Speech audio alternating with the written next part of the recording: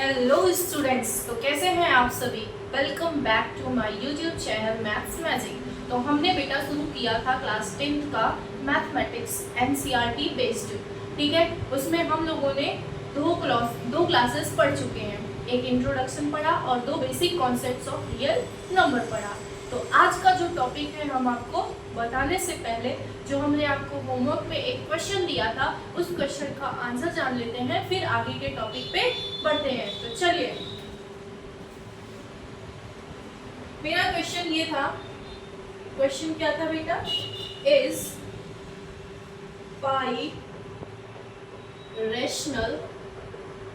Is pi rational or irrational? मुझे किसी का कमेंट नहीं मिला, बट फिर भी मैं आपको इसका आंसर बता देती हूँ, ठीक है।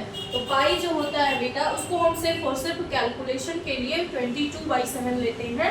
बाकी इसकी जो एग्जैक्ट वैल्यू होती है वो यहाँ देखिए क्या होती है। Pi equal to 3.141592 and dot dot dot. अच्छा, ये किस टाइप का है? टर्मिनेटिंग टाइप का है, नॉन टर्मिनेटिंग टाइप का है, टर्मिनेटिंग रिपीटिंग टाइप का है, या non terminating non repeating type का है, ठीक है। तो ये टर्मिनेटिंग और नॉन रिपीटिंग टाइप का है, ठीक है। तो इसको हम लोग क्या बोल सकते हैं? Decimal expansion of pi is. इसको क्या लिख सकते हैं? Decimal expansion of pi is what? अभी बताया ना मैंने, कैसा होगा? नॉन टर्मिनेटिंग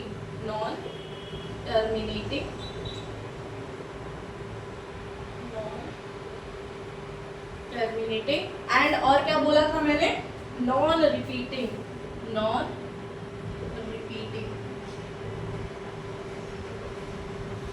ठीक है, तो मैं इसको अभी रिमूव कर देती हूँ। आप लोग नोट डाउन कर लिए होंगे। तो आगे के टॉपिक पे, आज का जो टॉपिक है उस पे हम लोग चलते हैं, ठीक है। Let me remove this.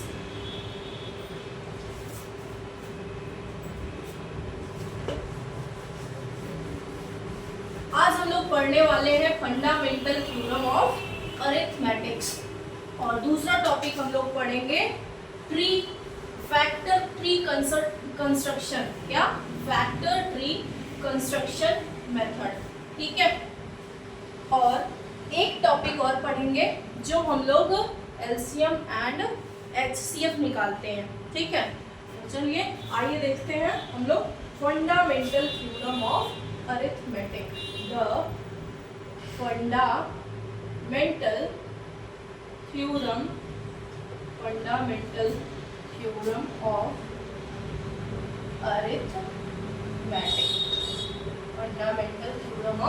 Arithmetic. अब ये थ्योरम है क्या, जो कि आपके एनसीईआरटी की बुक में दिया हुआ है, वो मैं यहाँ पे लिख रही हूँ, ध्यान से देखिएगा, ठीक है।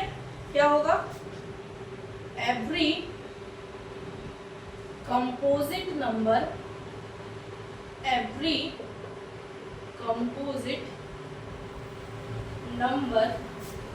can be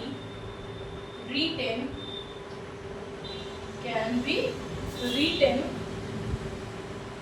factorized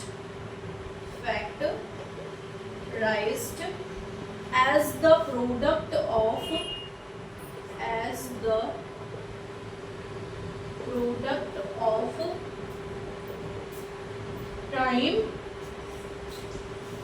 primes, क्या लिखेंगे? as the product of primes, and factorization is unique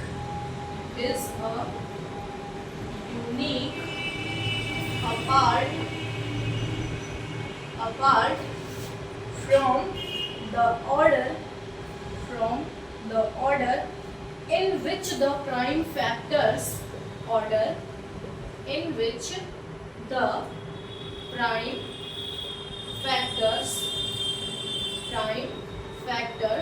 occurs. Prime factors occurs. First point, ये तो थ्योरम आपकी हो गई। इसको हम ऐसा भी लिख सकते हैं, composite number equal to composite number equal to product of prime numbers. क्या लिख सकते हैं? Product of prime numbers, product of prime numbers. ठीक है, तो इतना नोट डाउन करिए, फिर आगे बढ़ते हैं। अच्छा, इसको एग्जाम्पल के तौर पे भी देख सकते हैं। एग्जाम्पल क्या होता है? जैसे 4, 6, 8, 10, है ना। अब प्रोडक्ट ऑफ प्राइम नंबर्स का मतलब, जैसे एक ले लें 4, तो इसके दो फैक्टर होंगे, 2 इंटू 2, और 2 जो है वो क्या है? प्राइम नंबर है। क्या है? प्राइम नंबर है। ठीक है, चलिए इसके बाद हम एक क्वेश्चंस देखेंगे जो कि एनसीईआरटी का ही है। Let me remove this and then explain the question. आप लोगों ने पढ़ा होगा एनसीईआरटी, आई थिंक ये चैप्टर तो आपके स्कूल में खत्म भी हो गया होगा, बट मैं अभी सीरीज स्टार्ट करी हूँ तो उसको कंप्लीट करूँगी पूरा।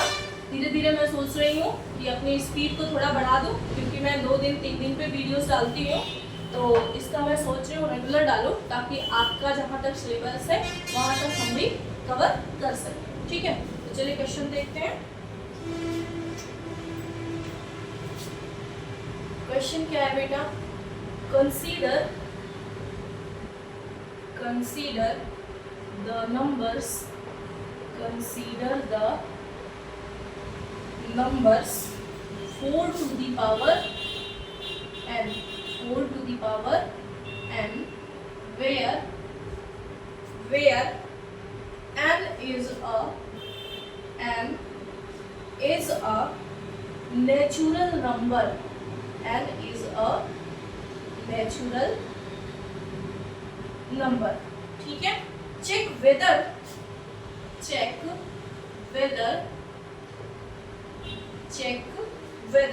there is only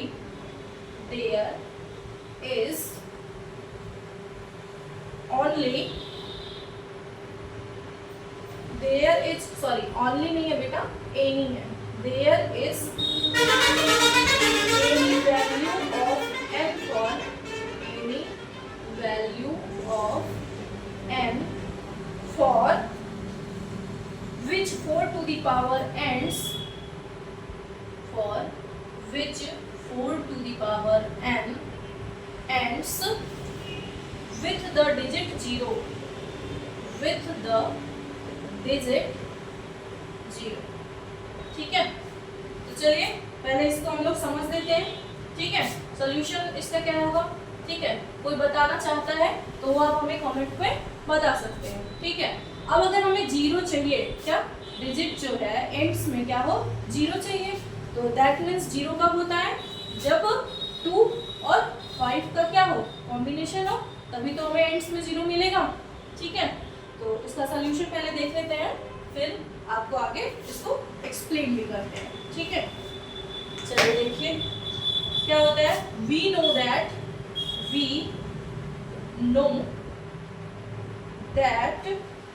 any number that can end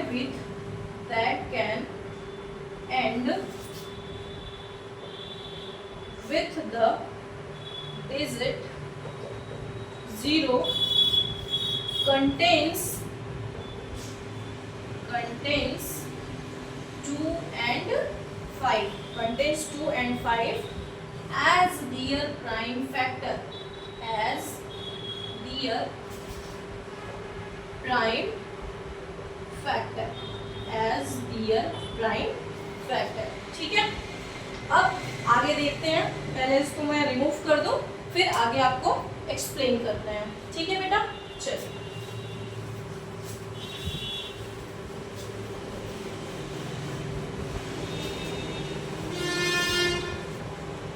ठीक है, तो आगे हम लोग देखते हैं। अब जैसे मान लीजिए 5 की पावर 1, 5 की पावर 1 5 होती है, 5 की पावर 2 भी लास्ट में क्या होता है 5 होता है, 5 की पावर 3 ये भी 5 होता है, 5 की पावर 4 ये भी क्या होता है 5 होता है लास्ट में, ठीक है। ऐसे ही अगर हम 6 देखते हैं तो 6 का क्या होगा 6 की पावर 1 6, 6 की पावर 2 6, 6 की पावर 3 इसका भी क्या होगा लास्ट में 6 होगा। ऐसे ही 6 की पावर 4 ये भी क्या होगा 6 होगा, ठीक है। सेम अगर हम 4 का देखते हैं तो 4 की पावर 1 क्या होगा 4 होगा, ठीक है। एंड 4 की पावर 2 है तो 16 आता है, ठीक है। 4 की पावर 3 है तो क्या आएगा 64 आएगा। एंड 4 की पावर 4 है, 4 की पावर 4 है तो कितना आएगा 2 5 6 ऐसे ही आता चला जाएगा, ठीक है।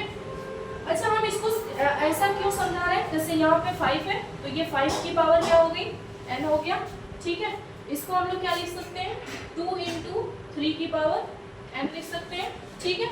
अब इसको हम लोग क्या लिख सकते हैं 2 इंटू 2 की पावर n लिख सकते हैं। हम इसको ये समझाने की कोशिश कर रहे हैं कि जो हमें क्वेश्चन में पूछा गया था कि एंड्स विथ किससे होना चाहिए 0 से होना चाहिए, लेकिन यहाँ पे कहीं पर भी 2 का फैक्टर नहीं है। यहाँ पे 2 तो है लेकिन 5 का फैक्टर नहीं है, यहाँ पे 2 है, ठीक है, लेकिन 5 का कोई फैक्टर नहीं। इसलिए ये जितने भी हैं इनकी पावर n जो होगा इनका एंड 0 से नहीं होगा, ठीक है।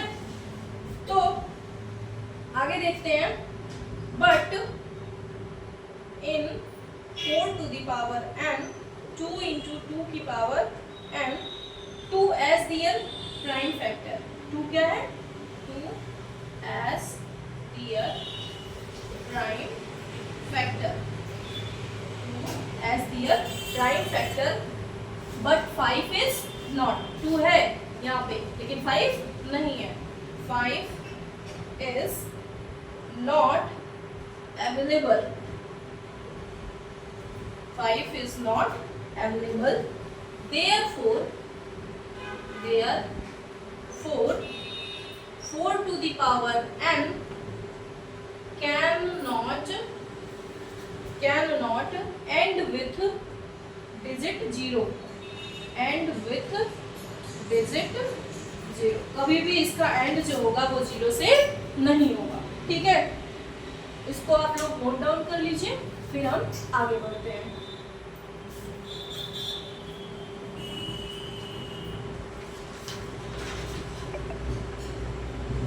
हो गया। अब जिसका 0 से एंड हो वो भी जान लेते हैं, तो लेट मी रिमूव दिस।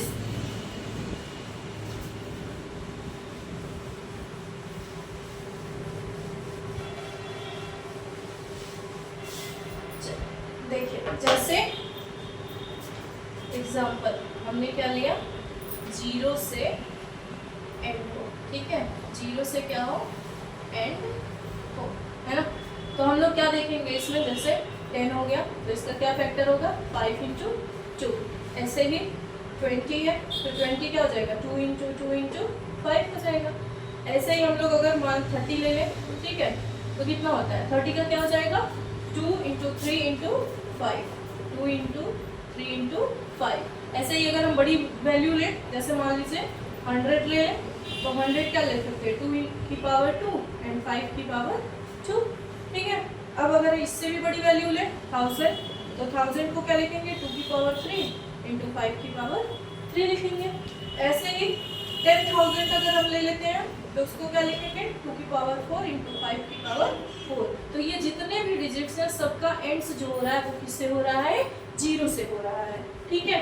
अब आगे हम देखते हैं एक कॉन्सेप्ट एलसीएम। जैसे मान लीजिए कि दो इंटीजर्स हैं ए और बी, तो उनका हमें जो फॉर्मूला है एक तरह से कह सकते हैं ये फॉर्मूला, इस पे आपको क्वेश्चंस लगाने को मिलेंगे। तो पहले हम इस फॉर्मूले को एक्सप्लेन कर देते हैं, फिर इसका एप्लीकेशन भी आपको क्वेश्चंस में बताएंगे कि कैसे होगा, ठीक है। जैसे LCM A, B into HCF A, B, ये क्या होता है इक्वल होता है A क्रॉस B के या A इंटू B के, ठीक है। तो ये जो होते हैं product of two positive integers बोलते हैं, इनको क्या बोलते हैं product of two positive integers, two positive integers. ठीक है। अच्छा, अगर ये हमें 3 इंटीजर्स हो जाते, जैसे मान लीजिए LCM of a b c into HCF of a b c, तो ये नॉट इक्वल होगा a cross b cross c के, that means a into b into c के, ये कभी भी इक्वल नहीं आएगा। ठीक है। चलिए अब हम लोग देखते हैं कंस्ट्रक्टिंग अ फैक्टर ट्री। आज का ये दूसरा टॉपिक था। अब हमारा तीसरा टॉपिक है कंस्ट्रक्टिंग अ फैक्टर ट्री, वो भी देख लेते हैं। उसके बाद हम लोग एनसीईआरटी की एक्सरसाइज 1.1 करेंगे। ठीक है। फिर आगे जो हमारा रिविजिटिंग इरेशनल नंबर रहेगा वो टॉपिक पढ़ेंगे, फिर नेक्स्ट एक्सरसाइज करेंगे। देन ये कोर्स जो हो जाएगा, मतलब पहला चैप्टर जो हो जाएगा आपका एंड हो जाएगा। और लास्ट में मैं जितने भी इसमें फॉर्मूले हैं उसका एक अलग से वीडियो बना करके डाल दूंगी, ताकि आप लोगों को बीच में जाने की जरूरत ना पड़े। ठीक है। चलिए तो देखिए, constructing a factor tree, constructing a factor tree. ठीक है।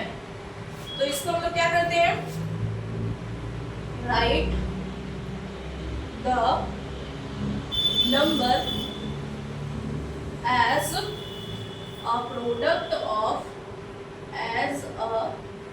product of prime number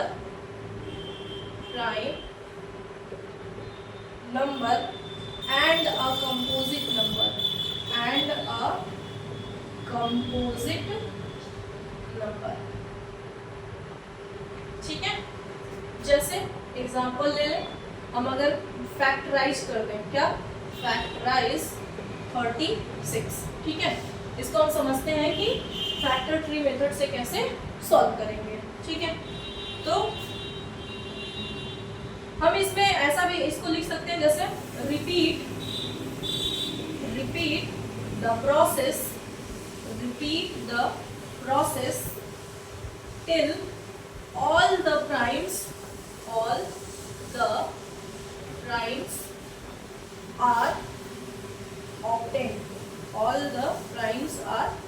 obtained। ठीक है। अब इसका अगर हम प्राइम फैक्टराइजेशन करते हैं, क्या करते हैं, प्राइम फैक्टराइजेशन ऑफ 36, इसको हम लोग क्या लिख सकते हैं, 2 to the power 2 into 3 to the power 2 लिख सकते हैं। ठीक है। अब फैक्टर ट्री का मतलब क्या होता है, ये इतना नोट डाउन करिए, तो आगे बताती हूँ। ठीक है। चलिए, late me remove this and explain.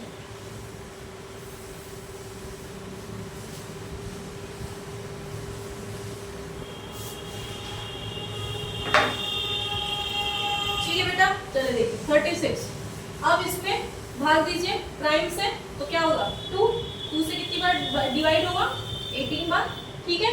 अब फिर से इसको डिवाइड करिए, तो कितनी बार डिवाइड होगा, 2 से, 2 9 जा 18, एंड अब फिर से तो कितने से, 3 से, एंड 3 3 जा 9। ये प्रोसेस हम तब तक करते हैं जब तक कि हम सारे प्राइम नंबर्स को ना पालें। ठीक है। तो अब फिर से जब डिवाइड करेंगे तो ये क्या हो जाएगा, 3 1 जा 3। ठीक है।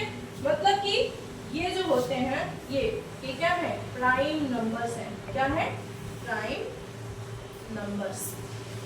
ठीक है। तो यही आपका क्या है, फैक्टर ट्री मेथड या कंस्ट्रक्शन ऑफ फैक्टर ट्री। ठीक है। ये नोट डाउन करिए, फिर आगे बढ़ते हैं।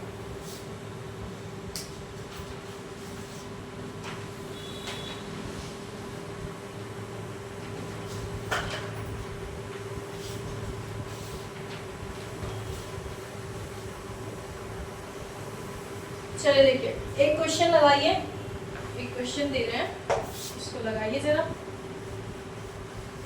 ये आपके एनसीईआरटी का एग्जाम्पल है। ठीक है। तो देखिए, क्वेश्चन ये है कि फाइंड, ये क्या है, question find find the HCF and LCM of 672 and 120 using the prime factorization method.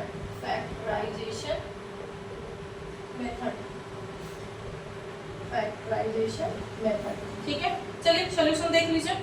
Solution ठीक है, तो 6 का फैक्टर करिए, क्या हो जाएगा 2 3 जा 6 एंड 3। ठीक है, ऐसे ही 72 का करिए।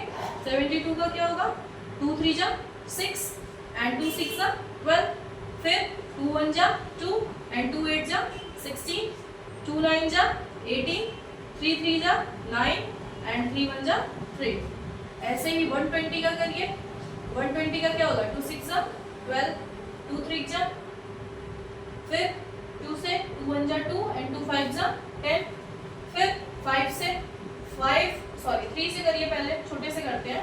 3 से करेंगे तो 3 5 जा 15 एंड देन 5 से। ठीक है, तो अगर हम इसको लिखना चाहें तो कैसे लिख सकते हैं? 6 के लिए हम लिख सकते हैं 2 into 3। ठीक है, 72 के लिए क्या लिख सकते हैं 2 into 2 into 2 into 3 into 3, that means 2 की पावर 3 and 3 की पावर 2। ऐसे ही अगर हम 120 को लिखें तो क्या लिख सकते हैं 2 into 2 into 2 into 3 into 5। ठीक है, तो अब अगर हमें LCM और HCF निकालना है तो हम क्या करते हैं? जैसे अगर मान लीजिए हमें LCM निकालना है किसका 6 7 and 120, 6 72 and 122, तो लीस्ट कॉमन मल्टीपल होता है। एलसीएम का फुल फॉर्म क्या होता है? Least common multiple. लेकिन इसमें जो हम वैल्यू लेते हैं वो हाईएस्ट पावर लेते हैं। ठीक है, तो सबसे पहले इसमें चेक करिए कि सबसे हाईएस्ट पावर किसकी है। अब देखिए इसमें 2 की पावर 1 है, ठीक है, इसमें 2 की पावर 3 है और इसमें भी 2 की पावर 3 है। तो हम लोग इसमें हाईएस्ट फैक्टर 2 का कितना पावर लेंगे 3 पावर लेंगे। ठीक है, अब इसमें देखिए 3 की पावर 1 है, 3 की पावर 2 है एंड 3 की पावर 1 है, तो क्या हो जाएगा 3 की पावर 2 लेंगे।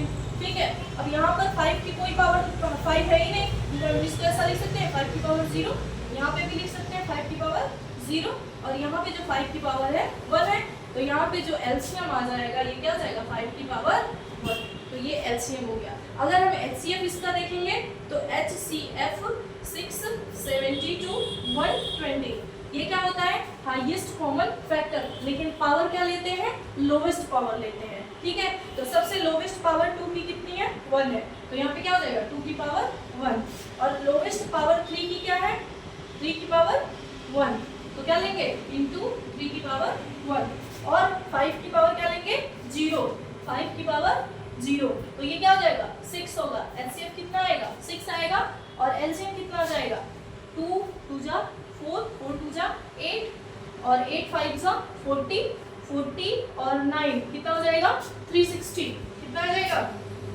360। ठीक है, तो आज के लिए यहीं तक, बाकी हम लोग अगले लेक्चर में एनसीईआरटी की एक्सरसाइज 1.1 करेंगे। तब तक के लिए धन्यवाद।